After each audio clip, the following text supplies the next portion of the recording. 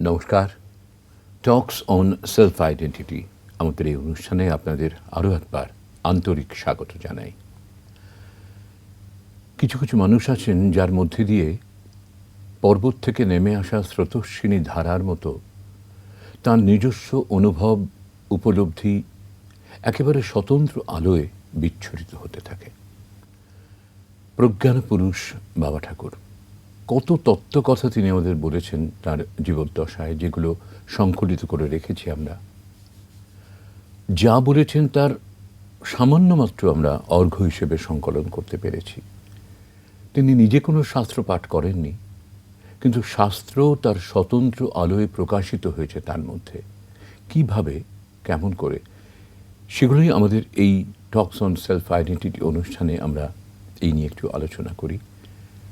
তুষার ভট্টাচার্য, যিনি দীর্ঘদিন বাবা ঠাকুরের খুব ঘনিষ্ঠ সান্নিধ্য পেয়েছেন, কখনো কোনো বিষয়ে বাড়তি কোনো ঔৎসুক্য হলে তার কাছে আমরা সেটা তুলে ধরি, তার একটা সুন্দর বিশ্লেষণও তার কাছ থেকে আমরা পাই। আমরা প্রত্যেক সপ্তাহেই একটা বাবা ঠাকুরের প্রবচনকে আশ্রয় করে আমাদের অনুষ্ঠানের বাকি অংশটায় যাই। আজকেও ঠিক সেইভাবেই আমরা তার প্রবচনের একটি অংশ শুনে নিই, শুনে তারপর আমাদের আজকের আলোচনায় চলে আসব। মন শয়তান হয় কখন? যখন কোনো জিনিস পকেটে পায়, সেটা প্রতিদান সে দিতে চায় না, ভুলে যায়, তার ফলে তার রিয়াকশন হতে থাকে। এখন কর্মেরই ফল ভোগ করতে হয়, কিন্তু অকর্মের ফল তো ভোগ করতে হয় না। যে কর্ম আমি করিনি তার ফল আমি কেন ভোগ করব? তার মানে অহংকার যা করে তার ফল অহংকারকে ভোগ করতে হয়। অহংকার থেকে রেহাই পেতে হলে আমাদের তঙ্কার যেতে হবে। এই তঙ্কারের জন্যই আজকে ওই যে শ্যামল সবল দিয়ে আনন্দ ঘন শ্যাম, এটা তঙ্কারের ভজন। কিন্তু এইটার ভজনের শেষে অহংকার চলে গিয়ে অহংদেব আসে, এইটা কিন্তু খুব গুরুত্বপূর্ণ আলোচনা। এখন অহংকারকে চালাচ্ছে সমষ্টি শক্তি, অর্থাৎ ইউনিভার্সাল বিইং অ্যান্ড বিকামিং। কিন্তু ইউনিভার্সাল বিইং অ্যান্ড বিকামিংকে আমরা দেখতে পাই না, সমষ্টিকে আমরা মানতে পারি না। এটি হচ্ছে ব্যষ্টির দোষ। আমাদের যে ব্যষ্টি ভাব, এটা আমরা সমষ্টিকে নিতে পারি না। বাড়িঘরে পরস্পর দুইজনের সঙ্গে মিল হওয়া খুব কঠিন, আর সমষ্টিকে গ্রহণ করা তো আরও কঠিন। অহংকার কত বড় তার বিকৃত জাল ছড়িয়ে বসে, সে তার জায়গায় কাউকে বসাতে চায় না, মানতে চায় না, সে মহৎকে মানতে পারে না। আপনাদের মনে আছে আমরা গত সপ্তাহের শেষের দিকে এই কর্ম প্রসঙ্গে আলোচনা করছিলাম। তাতে কর্ম যে তিন প্রকার, কর্ম, অকর্ম, বিকর্ম, এই তিনটি কথা আমরা শুনেছিলাম। কর্ম নিয়ে আমরা একটু বেশি আলোচনায় ছিলাম, তারপর তো সময় শেষ হয়ে গেল। এখনও বাকি রয়ে গেছে অকর্ম আর বিকর্ম প্রসঙ্গে আমাদের কিছু জানা।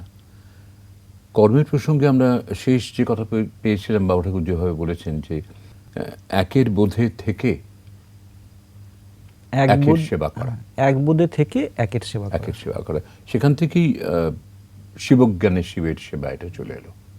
এটা তো কর্মের দিকটা গেল। আর অকর্ম বিকর্মটা কিভাবে বুঝবো একটু বলো, কি বলছেন এই প্রসঙ্গে তিনি? বাবা ঠাকুর বলেন যে কর্ম, অকর্ম, বিকর্ম এদের স্বরূপ হলো দ্বিবিধ। একটা হলো লৌকিক আর একটা হলো পারমার্থিক। লৌকিক আর পারমার্থিক। কোনটা আমরা লৌকিক কর্ম বলছি, কোনটাকে বলছি পারমার্থিক?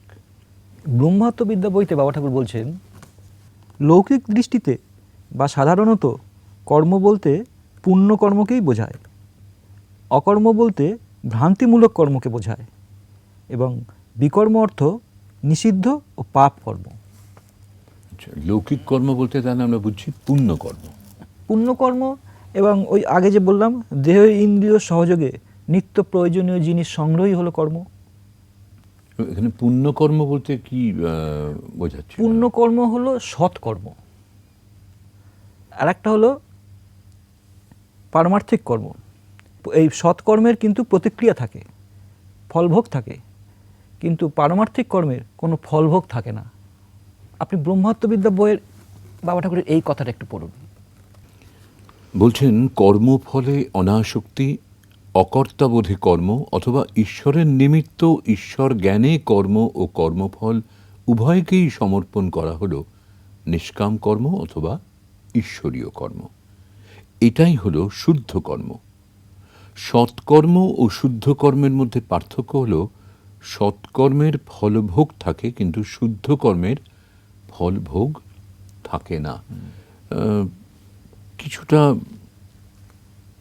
বোঝার চেষ্টা করলাম। অকর্মটা কি একটু বলো, অকর্মকে একটু বিশ্লেষণ করো। অকর্ম হলো ভ্রান্তির কথা, ভ্রান্তিমূলক কর্ম, ভুলভাল কর্ম বা আজে বাজে কর্ম, এটাকে অকর্ম বলা হয়। এর কথা বলা হয় যে ওই জন্য বলে অকর্মার ঢেকি। এটা হলো লৌকিক দৃষ্টিতে। হ্যাঁ, বাবা ঠাকুর যে কর্মের দ্বিবিধ রূপ বলেছিলেন না, একটা লৌকিক দৃষ্টিতে আর একটা আধ্যাত্মিক বা পারমার্থিক দৃষ্টিতে। লৌকিক দৃষ্টিতে অকর্ম তাৎপর্য হলো ভ্রান্তিমূলক কর্ম, কিন্তু পারমার্থিক দৃষ্টিতে অকর্মের তাৎপর্য হলো অকর্তা বোধে কর্ম করা। এখানে বলছেন যে পারমার্থিক দৃষ্টিতে মুক্ত জ্ঞানী ও ঈশ্বর উভয়ের কর্ম হলো অকর্ম, অর্থাৎ প্রতিক্রিয়া শূন্য কর্ম। এই হলো ব্রহ্মকর্ম, আত্মকর্ম, বিষ্ণুযজ্ঞ, শিবযজ্ঞ, ব্রহ্মযজ্ঞ এবং আত্মযজ্ঞ। পরাভক্তি যোগে বা প্রেম ভক্তি যোগে ভক্তের যে কর্ম, তাও অকর্ম পর্যায়ের, অর্থাৎ প্রতিক্রিয়া শূন্য কর্ম। কারণ ভক্তের কর্ম হলো ঈশ্বর জ্ঞানে, ঈশ্বর প্রত্যর্থে, ঈশ্বরের নিমিত্ত ঈশ্বরীয় কর্ম। ভক্ত কর্মফলের আকাঙ্ক্ষা না করে ঈশ্বরের প্রত্যর্থে, ঈশ্বরের নিমিত্ত কর্ম করেন। ঈশ্বর জ্ঞানেই সব কর্ম, ঈশ্বর জ্ঞানেই সব কর্ম করে। আর জ্ঞানী গুণাতীত আত্মবোধে প্রতিষ্ঠিত হয়ে প্রকৃতির দ্বারা সর্বকর্ম সম্পাদিত হতে দেখেন।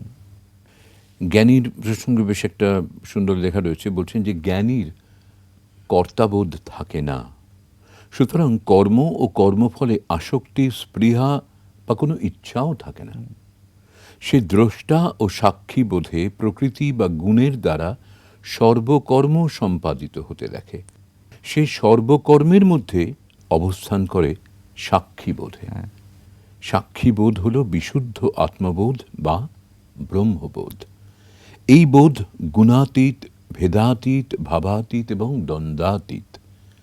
সর্বকর্ম ও কর্মফল ঈশ্বরকে সমর্পণ করে ভক্ত ও যোগী কর্মবন্ধন মুক্ত হয়ে ঈশ্বর আত্মার মধ্যে বাস করে, মানে একেবারে সব কিছু থেকে মুক্ত। তার মানে ব্যাপারটা দাঁড়াতে ভক্তই হোক, যোগী হোক, জ্ঞানী হোক, তাদেরকে আর কর্মের কোনো প্রতিক্রিয়া ভোগ করার কোনো অবকাশ না। তারা কর্ম করেও নিষ্ক্রিয়, নির্বিকার থাকেন। তাদের কর্ম হলো নির্বীজ কর্ম। মানে এই কর্মের থেকে নতুন করে আর কোনো বীজ উৎপন্ন হবার কোনো সম্ভাবনা নেই, যেটার জন্য ভবিষ্যতে কোনো ফল ভোগ করতে হতে পারে। যদি বীজটাকে গরম জলে সেদ্ধ করা হয় বা আগুনের তাপে পোড়ানো হয়, তাহলে বীজটা থেকে আর গাছ উৎপন্ন হয় না। তার ভেতরে যে একটা অঙ্কুরোদ্গমের যেটা ছিল সম্ভাবনা, সেটাকে তো আমরা মেরে দিলাম। এ প্রকারে ভক্ত ও জ্ঞানী উভয়ের কর্মই হলো নির্বীজ কর্ম। ভক্তের কর্ম হলো ভক্তি জলে সিদ্ধ, আর জ্ঞানীর কর্ম হলো জ্ঞান তাপে ভর্জিত। এইটাকে আমরা অকর্ম বলছি। এটাকে আমরা অকর্ম বলছি, মানে কর্ম করছি অথচ কোনো ফল উৎপন্ন হচ্ছে না, এবং কর্মে কোনো কর্তৃত্বের বোধও থাকছে না। বেশ, এবারে বিকর্ম। বিকর্ম, ওই যে বাবা ঠাকুর বলেছেন, বিকর্ম অর্থ নিষিদ্ধ ও পাপ কর্ম। এমন কর্ম যার দ্বারা মানুষের ক্ষতি সাধন হতে পারে। শুধু মানুষের কেন, ধরো মানে সমাজেরও ক্ষতি হয়, এমন অনেকে তো আছে এই ধরনের কাজ করে। তার মানে এমন একটা কাজ যে কাজের ফলে অন্যের ক্ষতি হয়, শুধু মানে ব্যক্তি বিশেষের ক্ষতি না, মানে সামাজিকভাবে সমাজের একটা ক্ষতি হয়। অনেকে তো আছে এরকম কাজ করে, অপরাধমূলক কাজ। বাবা ঠাকুর বলেছেন কর্ম হলো রাজসিক, অকর্ম হলো সাত্ত্বিক এবং বিকর্ম হলো তামসিক। আচ্ছা, আপনি ব্রহ্মাত্মবিদ্যা বইয়ের এই জায়গাটা একটুখানি পড়ুন। বলছেন প্রতিক্রিয়াযুক্ত অকর্ম বা বিকর্মকে কর্মে পরিণত করাই হলো কর্মতত্ত্বের উদ্দেশ্য। কর্মে পরিণত হলে এইগুলোই প্রতিক্রিয়া শূন্য হয় এবং পূর্ণ সিদ্ধিপ্রদ হয়। তার মানে ব্যাপারটা দাঁড়াচ্ছে আমাদের যেটাকে বলছো তামসিক রাজসিক, সেখান থেকে উত্তরণ ঘটিয়ে আমাদের সাত্ত্বিক কর্মের কাছে আসতে হবে। হ্যাঁ, সাত্ত্বিক, তারপরে শুদ্ধ সাত্ত্বিক, তারপরে গুণাতীত। এইভাবে ধাপে ধাপে ধাপে ধাপে আমাদের অগ্রসর হতে হবে। বাবা ঠাকুর বলেছেন প্রথমে কর্ম ও কর্মফলের সমর্পণ হবে, এটা হলো কর্মসিদ্ধি। তারপরে কর্তৃত্ব অভিমানেরও নাশ হবে, আমি করছি এই বোধটা আমার থাকবে না, এটা হলে আমার হবে জ্ঞান সিদ্ধি। এইভাবে ধাপে ধাপে আমাকে এগোতে হবে। তার মানে ভাবতে হবে যে আমি ঈশ্বর প্রীতির জন্যেই কর্ম করছি, আমি কোনো ফলের আকাঙ্ক্ষা করছি না, এই কর্মটা আমি করছি পুরোপুরি সেবা জ্ঞান। হ্যাঁ, এই যে বলেন আমি করছি, এইখানেই কথা। এই যে বলেন আমি করছি তার সেবা জ্ঞানে, ঈশ্বর প্রীতির জন্য আমি করছি, তার সেবা জ্ঞানে আমি কর্ম করছি। এই যে আমি করছি বোধটা রয়ে গেছে, এখানে কর্তৃত্ব বোধের সমর্পণ হয়নি। ও, তার কর্ম তিনিই করছেন, এই জায়গাটা অবধি আমাকে তো যেতে হবে। এই জায়গাটা গেলে আমি ব্রহ্ম আত্মার সাথে লয় হয়ে গেলাম, তার কর্ম তিনিই করছেন। তখন আমার আর জীবত্ববোধ থাকলো না, আমার জীবত্ববোধ তার মধ্যে লয় হয়ে গেল। তখন কর্ম স্বয়ংক্রিয়ভাবে স্বতঃস্ফূর্তভাবে তার মধ্যে প্রকাশ পাবে। তখন তার আর সকাম কর্ম নিষ্কাম কর্ম এসব কোনো কর্ম তখন আর তার নেই, তখন তার মধ্যে দিয়ে আপনি আপ যা হয়ে যায়। তো মানে প্রথমটা দাঁড়াচ্ছে কর্মফল পাবার প্রতি আমার কোনো আসক্তি থাকবে না, এবং কর্মনাশের কোনো অহংকারও থাকবে না। প্রথমে কর্মফলের কোনো আকাঙ্ক্ষা থাকবে না, কর্মফল সমর্পণ করব, তারপরে কর্তৃত্ব অভিমানেরও আমি সমর্পণ করব। এইভাবে ধীরে ধীরে ধাপে ধাপে আমাকে তার দিকে এগিয়ে যেতে হবে, ওই সাত্ত্বিক জায়গাটায় পৌঁছানোর হ্যাঁ, জন্য। তামসিক থেকে রাজসিক, রাজসিক থেকে সাত্ত্বিক, সাত্ত্বিক থেকে শুদ্ধ সাত্ত্বিক, তারপরে গুণাতীত। এইভাবে তারপর বাবা ঠাকুর আরও বলেছেন গুণাতীতাতীত, আরো আরো উচ্চ স্তরে। আরও আরও আরও উচ্চ স্তরের আছে। আমরা যে এতক্ষণ যে এই যে কথাগুলো আলোচনা করলাম, যে এইটার টোটাল কথাটার একটা সারমর্ম বাবা ঠাকুর একটা বই থেকে যদি আপনি একটু পড়েন। এটা কোন বইতে আছে? এটা এই প্রজ্ঞান পুরুষ ঋষি বাবা ঠাকুর বইটাতে আছে। এখানে বলছেন কর্মের প্রথম স্তর সকাম, দ্বিতীয় স্তর নিষ্কাম এবং তৃতীয় অবস্থায় স্বতঃস্ফূর্ত। সাধনার মাধ্যমে প্রথমে কামনা বাসনার শোধন হয়, দ্বিতীয় স্তরে কর্মফলে অনাসক্তি আসে এবং পরিশেষে পৃথক অস্তিত্ববোধের অবসান ঘটে। কর্ম তো সক্রিয়ভাবে হয়েই চলেছে, এই হলো বিনেস অফ দ্য বিইং, তাই হলো আবার বিকামিং। কর্ম স্বতঃস্ফূর্তভাবে হয়েই চলেছে, কিন্তু তোমরা মাঝখানে কর্তা সেজে বসে ভাবছো তুমি করছো। এই কর্তৃত্ব ভোক্তৃত্বই হলো অজ্ঞানের কাজ, এই হলো আত্মবোধের অন্তরায়। অন্তরে বাইরে অখণ্ড যোগ তো নিত্য সাধিত হয়েই চলেছে। এই যোগ তুমি করো না, কিন্তু হয়ে যায়, এই নিত্য যোগ। দেহ খাবার সংগ্রহ করে ইন্দ্রিয়ের মাধ্যমে, তা ফিরে যায় মনে, মন থেকে বুদ্ধিতে, বুদ্ধি থেকে আবার যায় পরম বোধে, আবার তা একইভাবে ফিরে আসে দেহে এবং বহিঃপ্রকৃতিতে। এই প্রক্রিয়া বা যোগে তোমার কি করণীয়? তুমি কর্তা সেজে আপন পূর্ণ স্বরূপকে ভুলে আছো। এই যে একটু আগে আপনি বলছিলেন নিঃশ্বাস প্রশ্বাস নিচ্ছি, এটাও একটা কর্ম। এরা যেমন স্বাভাবিকভাবে হয়ে চলেছে, নিঃশ্বাস প্রশ্বাসটা আমরা কেউ চেষ্টা করে নিচ্ছি না, অগোচরে হয়ে চলেছে। এরকম ভাবে সর্বকর্ম কিন্তু অটোমেটিক হয়েই চলেছে। মাঝখানে আমরা শুধু কর্তা সেজে বসে কর্তৃত্ববোধের অহংকার করে করে আমরা তার ফল ভোগ করছি। এইটুকু যদি ছেড়ে দেওয়া যায়, সবটাই যদি তার চরণে ছেড়ে দেওয়া যায়, সবটাকে যদি তার নামে মেনে নেওয়া যায়, তাহলে কিন্তু আমাদের আর কোনো সমস্যা থাকে না। তার মানে আলটিমেটলি ব্যাপারটা এটাই দেখা যাচ্ছে যে কিছু কিছু কাজ প্রায়শই আমরা করি, অটোমেটিক্যালি সেগুলো হয়ে যায়, আমরা সেগুলো করছি বলে একটা কর্তৃত্ব দেখাতে চাই এবং ইনএভিটেন্টলি তার একটা আমরা ফলও ভোগ করি। হ্যাঁ, এই প্রসঙ্গে বাবা ঠাকুরের একটা গান আছে খুব সুন্দর, ভজনামৃত বইতে। গানটা একটু পাঠ করবেন? এই প্রসঙ্গে গান? হ্যাঁ, এই প্রসঙ্গে গান। হ্যাঁ, দেখি। কর্ম সাধন তত্ত্বের উপর একটা গান। আচ্ছা, এখানে বলছেন আপ্তবাণী করহ শ্রবণ, কর্তা সাজে সেজনারে মন, সাজলে কর্তা ইচ্ছা মতন, কর্মফলে করবে পীড়ন। কর্মফলে হয় জীবন বন্ধন, দুঃখ ভোগের তাহাই কারণ। মনের বোধের ইহাই ধরম, দেহ অভিমান তার লক্ষণ। অদ্ভুত হয়, দেখো আমরা যে কথাগুলো নানা অ্যাঙ্গেল থেকে আলোচনা করছিলাম, এক একটা লাইনের মধ্যে দিয়ে প্রায় ছবি আঁকার মতন সেগুলোকেই বলে দেওয়া হচ্ছে। সেই জন্য এগুলো সব আপ্তবাক্য। কর্মফলে হয় জীবন বন্ধন, দুঃখ ভোগের তাহাই কারণ। মনের বোধের ইহাই ধরম, দেহ অভিমান তার লক্ষণ।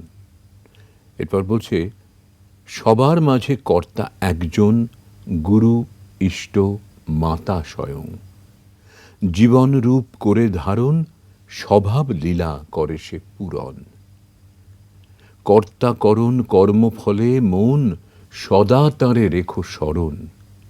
নিত্য কর্ম করো আচরণ, কর্মফল তাঁরে করে সমর্পণ। মানে প্রায় গসপেলের মতন, দেখো কি কি তুমি করবে, কি কি করবে না। তার এক একটা গান মানে এত গভীর তত্ত্বে ভরা, মানে মাঝে মাঝে বিস্ময় লাগে, এত গভীর তত্ত্বের এক একটা গান।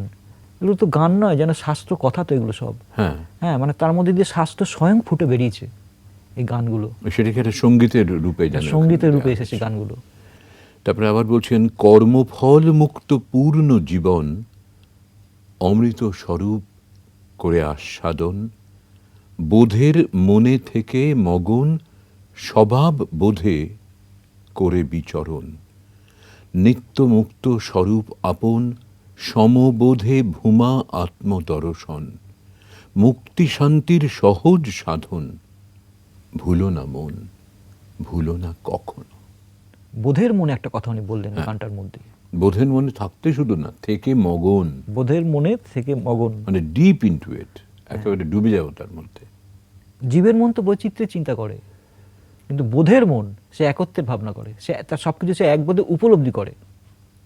এইভাবে এক বোধে কর্তা কর্ম করণ সব কিছুকে সেই এক বোধে, আত্মবোধে, গুরু বোধে, ঈশ্বর বোধে মেনে যদি আমরা জীবনযাপন করি, আমরা যদি কর্ম করি, তাহলে কিন্তু আমাদের জীবন আর বন্ধনের কারণ হয় না। আমরা অতি সহজেই কিন্তু আমরা সেই শান্তিপদ, সেই মুক্তিপদ, সেই অমৃতপদ আমরা পেতে পারি।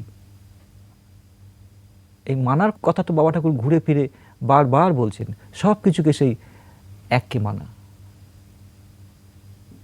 এক বোধে সবে হলে মানা, বিমল আনন্দ ধারা এক টানা। বাবা ঠাকুর একটা গানের লাইন আছে, সুন্দর কথা। এক বোধে সব হলে মানা, এক বোধে সবে হলে মানা, বিমল আনন্দ ধারা এক টানা। সেটাতে কোনো বিচ্যুতি আসবে না, আর বিচ্যুতি আসবে না। বিমল আনন্দ মানে আনন্দেরও আরো একটা উচ্চ স্তরের ব্যাপার, এবং সেটা যদি একটানা মানে নিরবচ্ছিন্ন চলতেই থাকে, তার চাইতে ভালো আর কি হতে সে পারে। আনন্দের আর ছেদ হবে না। এই গানটার মধ্যেও ধরো আমরা কিছু কিছু কথা শুনে মনে করি, আহা কথাটা কি রকম, একেবারে যেন আপ্তবাক্য। এটা শুরুটাই হচ্ছে আপ্তবাণী করহ শ্রবণ। তার মানে সেই শ্রীনন্ত বিশ্বে অমৃতস্য পুত্র, যে পৃথিবীর অমৃতের পুত্র তোমরা শোনো বলে যে দৈববাণীর মতন যেগুলো আসে, এটাও যেন সেইভাবেই আসে। প্রথম লাইনেই বলছে, কর্তা সাজে সেজনারে মন। মনের বারবার ওই স্পৃহা হয়, আমি কর্তৃত্ব করব। আমরা অহংবোধ থেকে ভাবটা আসে যে আমি করছি, এটা আমাকে দেখাতেই হবে। এবং তারপরেই ফল সঙ্গে সঙ্গে বলে দিচ্ছেন যে, সাজলে কর্তা ইচ্ছা মতন, আমার যেরকম খুশি আমি করলাম, কর্মফলে করবে পীড়ন। খুব ভালো বেছেছো তুমি গানটা, মানে আমাদের এই আলোচনার কি বলবো, সারমর্ম যেন এর মধ্যে রয়ে গেছে। আমরা যে বিষয়ে আলোচনা করি না কেন, যখন যে বিষয় আমাদের আলোচনার মধ্যে উঠে আসুক না কেন, প্রতিটা বিষয়ের উপরই তার গান আছে। আরও অনেক গান আছে, প্রচুর গান আছে, প্রতিটা বিষয়ের উপরই তার গান আছে। আমরা যখন যেরকম প্রয়োজন হয় আমরা সেখান থেকে একটা গান তুলে নিয়ে এসে পাঠ করতেই পারি, শুনতেও পারি। আমাদের কোনো এতে অসুবিধা হয় না। বিষয়টা একেবারেই প্রাসঙ্গিক বলে আমাদের, একেবারেই প্রাসঙ্গিক বলে আমাদের মনে হয়। সেই বিষয়ে গান বলুন, সেই বিষয়ে গল্প বলুন, গল্পও তো তার অসংখ্য আছে, অসংখ্য আছে। তবু একথা সত্যি যে যত কিছু তিনি সারা জীবন ভোর আমাদের দিয়েছেন, আমরা আপ্রাণ চেষ্টা করেছি সেগুলোকে গ্রন্থন করতে, সংকলন করতে, যেগুলো বহু আগের ধরুন, তখন নানাবিধ কারণে সেগুলোকে সেভাবে সংরক্ষণ করা সম্ভব হয়নি। যে কারণে মাঝে মাঝে তুষার বলে যে এত কিছু দিয়েছেন, তার কতটুকু আমরা সংরক্ষণ করে রাখতে পেরেছি, কিন্তু যেটুকু রাখতে পেরেছি তারও পরিমাণ যা, সেটা আমাদের এক জীবনে পড়ে ওঠাই যাবে না, এবং সেটাকে অনুভব করা, সে অনুযায়ী আমাদের জীবনকে চালিত করা সুযোগ আমাদের সামনে রয়েছে। করার অবকাশটা আমাদেরই খুঁজে নিতে হবে, এবং সত্যি কথাই আমাদেরও জীবনের একটা অন্য অর্থ খুঁজে পেতে গেলে এই ভাবনাকে, এই সম্পূর্ণ মৌলিক এবং স্বতন্ত্র ভাবনাকে আশ্রয় করতেই হবে। আজকে আবারও আমাদের এই আলোচনায় ছেদ পড়ছে। বিমল আনন্দে কোনো ছেদ হবে না, সেটা থাকবে একটানা। অনেক সময় ইচ্ছে করে একটানা অনেকক্ষণ ধরে এটা নিয়ে থাকি, কিন্তু হয়ে ওঠে না সময়ের কারণে। আজকের মতো এখানেই শেষ। আবার আমরা আসবো সামনের সপ্তাহে। আমি, তুষার, আমরা দুজনেই। আপনারা সকলে আমাদের সঙ্গে থাকবেন। ভালো থাকবেন সবাই। নমস্কার।